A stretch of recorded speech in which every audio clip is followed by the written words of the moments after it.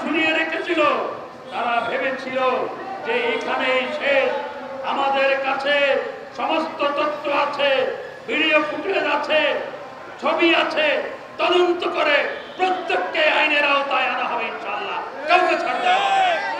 কিভাবে নির্দেশ দেওয়া হয়েছে যে পুলিশ মারলে 10,000, ছাত্রলীগ মারলে 5,000, এই ঘোষণা দেওয়া হয়েছিল।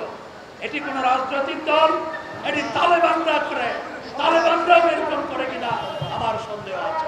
মধ্যযুগীয় বর্বরতা এবং তালেবানের স্টাইলে বর্বরতা চালানো হয়েছে। মধ্যযুগীয় বর্বরতাকেও তাদের এই বর্বরতা হার মানিয়েছে। এটি কোনো ছাত্ররা করে নাই, এটি কোনো প্রকৃত ছাত্র এগুলোর সাথে যুক্ত ছিল না।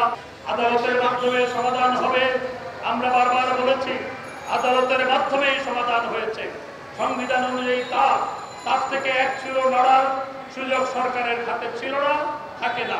সুতরাং কেন এই ছাত্রছাত্রীদের ভুল বোঝানো হলো এবং প্রধানমন্ত্রীর বক্তৃতার পর আধা ঘন্টার মধ্যে আবার কেন রকেটের ডাক দেওয়া হলো, এবং সেই ডাক দেওয়ার পরেই সেদিন থেকেই এই বিএনপি জামাত অগ্নি সন্ত্রাসী নৈরাজ্য সৃষ্টিকারী জঙ্গি গোষ্ঠী ঢুকে পড়ে দেশের মানুষের উপর হামলা পরিচালনা করেছে এবং মধ্যযুগীয় বর্বরতাকে হার মানিয়েছে।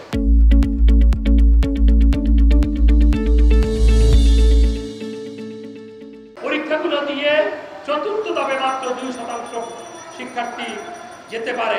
সেই 2% শিক্ষার্থীর মধ্যে তারপর কোটা নিয়ে ভাগ করা হয়, তার আগে কিন্তু নয়।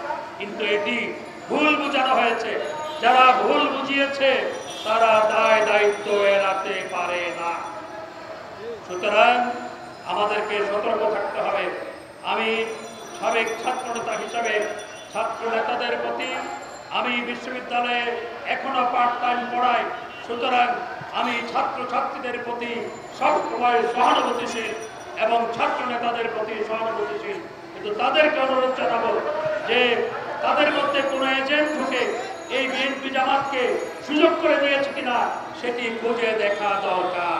আমরা অতীত ধৈর্য ধরার কথা বলেছিলাম, একটু ধৈর্য ধরলে দেশে আজকে এই অরাজক পরিস্থিতি তারা তৈরি করতে পারত না। তাই এখনো বলবো যে অহেতুক কারো প্ররোচনায় প্ররোচিত হবে না তোমরা, এবং সরকার তোমাদের পাশে আছে, আমরা তোমাদের পাশে আছি। তোমরাই আমাদের ভবিষ্যৎ, তোমরাই ভবিষ্যতে দেশ পরিচালনা করবে। সাধারণ ছাত্রছাত্রীদের বলবো, তোমাদের দাবি পূরণ হয়েছে, সরকার তোমাদের পাশে আছে, এবং যারা ক্ষতিগ্রস্ত হয়েছে, আহত হয়েছে, তাদের দায় দায়িত্ব অর্থাৎ তাদের পরিবারের দেখভাল এবং চাকরি দেওয়া সহ অন্যান্য প্রতিশ্রুতি ইতিমধ্যে মাননীয় প্রধানমন্ত্রী করেছেন।